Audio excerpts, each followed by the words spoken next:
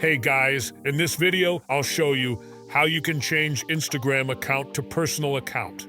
Alright, so let's begin with the video. So first, let's open our Instagram application and make sure it is updated to latest version available. And if you want to switch to personal account, that means that our account is already set to professional account.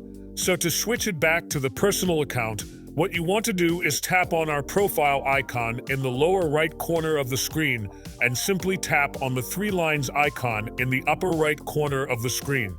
From here, we just want to go here in the For Professional section. You will see the setting here that says Creator Tools and Controls. So let's tap on that setting. And from here at the very bottom, you will see this setting which says Switch Account Type. So let's tap on that and simply tap on Switch to Personal Account. Confirm your switch to professional account. Wait for it to load. And we have now successfully switched to personal account.